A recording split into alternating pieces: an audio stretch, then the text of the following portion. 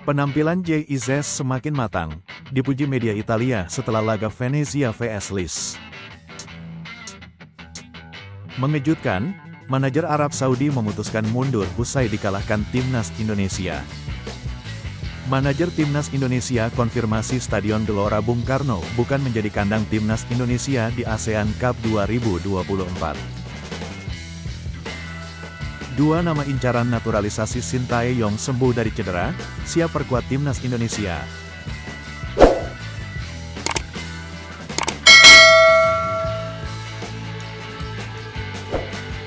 Penampilan Jay Izzes semakin matang, dipuji media Italia setelah laga Venezia vs Lecce.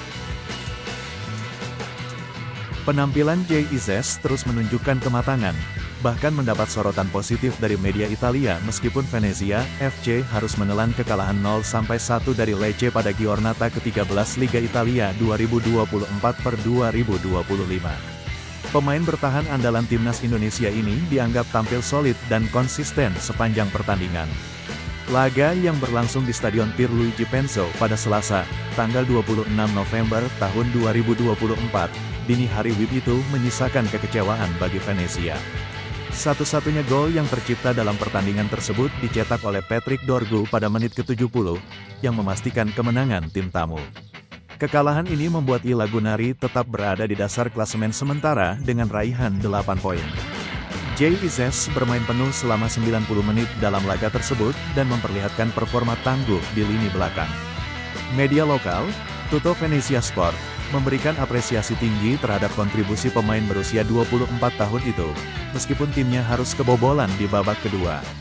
Izzes mungkin adalah yang terbaik di lapangan, tulis Tutto Venezia Sport, dikutip Selasa, tanggal 26 November tahun 2024.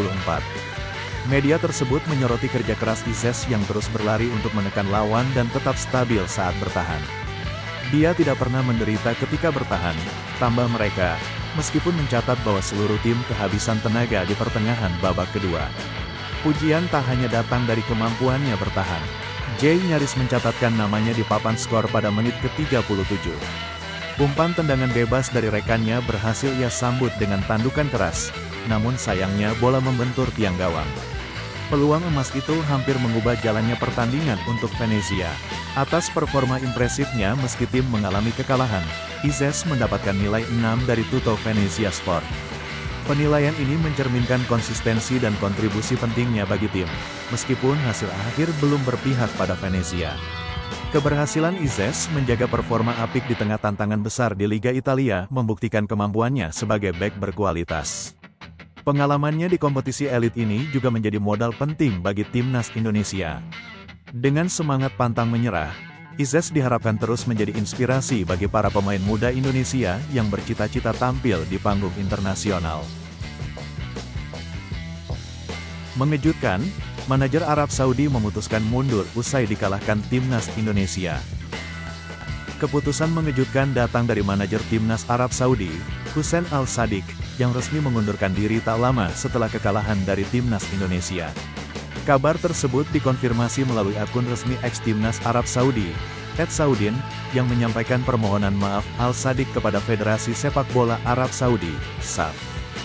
Manajer tim nasional Hussein Al-Sadiq meminta maaf kepada Dewan Direksi Federasi Sepak Bola Saudi karena tidak bisa melanjutkan posisinya di tim nasional selama periode mendatang, tulis akun tersebut, dikutip Selasa, tanggal 26 November tahun 2024. Langkah ini diambil hanya beberapa hari setelah Arab Saudi menderita kekalahan mengejutkan 0-2 dari Timnas Indonesia pada laga ke-6 Grup C putaran ketiga kualifikasi Piala Dunia 2026 zona Asia.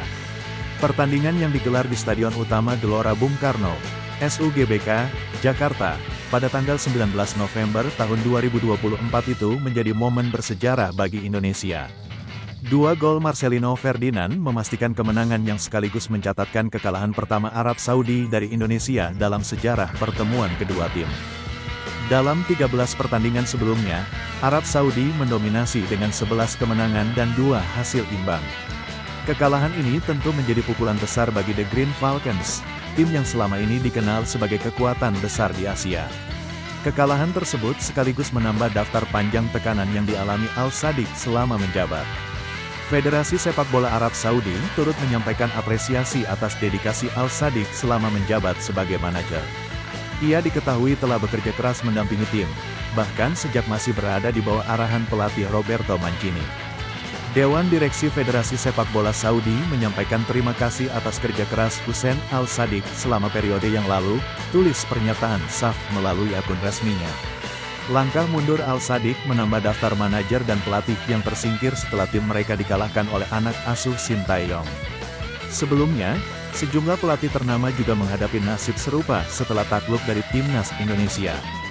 Hal ini menunjukkan dampak besar performa Indonesia di kancah internasional, yang tidak hanya mengubah peta kekuatan sepak bola Asia tetapi juga memengaruhi dinamika tim lawan. Manajer Timnas Indonesia konfirmasi Stadion Gelora Bung Karno bukan menjadi kandang Timnas Indonesia di ASEAN Cup 2024. Stadion utama Gelora Bung Karno, SUGBK, tidak akan menjadi kandang bagi Timnas Indonesia pada ajang ASEAN Mitsubishi Electric Cup 2024 atau Piala AFF 2024. Kepastian ini disampaikan langsung oleh manajer Timnas Indonesia, Sumarji. Menurut Sumarji, SUGBK tidak bisa digunakan karena tengah menjalani proses perawatan dan perbaikan. Karena SUGBK dalam proses perawatan dan perbaikan untuk home, laga kandang. Maret, jelasnya saat diwawancarai oleh MNC Portal Indonesia pada Selasa, tanggal 26 November tahun 2024. Dengan demikian, Timnas Indonesia harus mencari lokasi alternatif untuk laga kandang mereka. Berdasarkan informasi yang beredar, Stadion Manahan di Solo, Jawa Tengah, akan menjadi markas sementara bagi skuad Garuda selama fase grup turnamen ini. Namun, penggunaan Stadion Manahan kemungkinan hanya berlaku pada babak penyisihan grup. Jika Timnas Indonesia melaju ke babak semifinal atau final, venue pertandingan mungkin akan berubah. Pada Piala AFF 2024, Timnas Indonesia tergabung di grup B bersama Vietnam, Laos, Myanmar, dan Filipina. Kompetisi akan berlangsung dengan format kandang tandang mulai tanggal 8 Desember tahun 2024 hingga tanggal 5 Januari tahun 2025. Laga perdana Timnas Indonesia dijadwalkan pada tanggal 9 Desember tahun 2024 melawan Myanmar. Setelah itu, mereka akan menjamu Laos di pertandingan kedua pada tanggal 12 Desember tahun 2024. Selanjutnya, pasukan Shin Tae-yong akan melakoni laga tandang ke Vietnam pada tanggal 15 Desember tahun 2024 sebelum menutup babak penyisihan grup dengan menjamu Filipina pada tanggal 21 Desember tahun 2024. Untuk mempersiapkan diri, pelatih Shin Tae-yong telah memanggil 34 pemain ke pemusatan latihan, TC, yang saat ini tengah berlangsung. TC ini bertujuan untuk mematangkan strategi dan memperkuat skuad menjelang turnamen bergengsi tersebut. Meskipun kehilangan SUGBK sebagai kandang, Timnas Indonesia tetap optimis menampilkan performa terbaik di setiap laga. Dukungan dari supporter yang hadir di Stadion Manahan, serta semangat juang para pemain, diharapkan mampu memberikan hasil maksimal bagi skuad Garuda. Semangat ini menjadi sangat penting, mengingat Indonesia memiliki ambisi besar untuk meraih gelar juara di turnamen kali ini. Dua nama incaran naturalisasi Shin Tae-yong sembuh dari cedera, siap perkuat Timnas Indonesia. Pelatih Timnas Indonesia, Shin Tae-yong, dikabarkan siap memanggil Hairori Edewal dan Tristan Goijer setelah keduanya pulih dari cedera. Ketertarikan Shin terhadap dua pemain berdarah Belanda Indonesia ini bukan lagi rahasia. Dalam wawancara medio Agustus tahun 2024, Tristan Goijer mengungkap bahwa dirinya sudah dihubungi oleh PSSI. Sementara itu, media Football International melaporkan bahwa Hairori Edewal telah menyatakan kesediaannya bergabung dengan Timnas Indonesia. Namun, proses naturalisasi keduanya masih belum dimulai. Salah satu alasan utama adalah kondisi cedera yang dialami kedua pemain.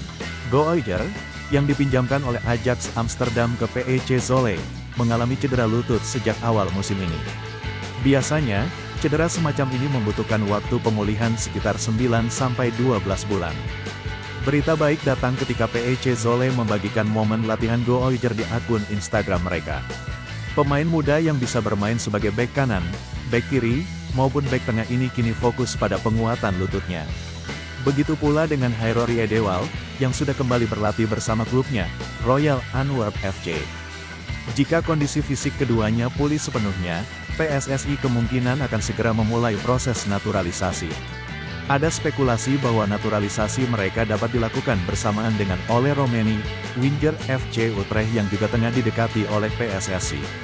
Ketiganya akan menjadi tambahan kekuatan signifikan bagi timnas Indonesia, terutama saat menghadapi Australia di laga ke-7 grup C kualifikasi Piala Dunia 2026 zona Asia, yang dijadwalkan pada tanggal 20 Maret tahun 2025. Go Oiger, misalnya, dapat membentuk trio tangguh di lini belakang bersama Miss Hilges dan Jay Ises. Alternatif lainnya adalah menempatkannya sebagai wingback kanan dalam formasi 3-4-3. Hairori Edewal, dengan pengalaman dan kemampuannya, bisa menjadi tandem ideal bagi Tom Haye di lini tengah. Sedangkan Ole Romeni, yang disebut-sebut sebagai pengganti Ragnar Oratmangun yang terkena akumulasi kartu, memiliki fleksibilitas bermain sebagai winger kanan atau penyerang tengah dalam strategi Sintayong.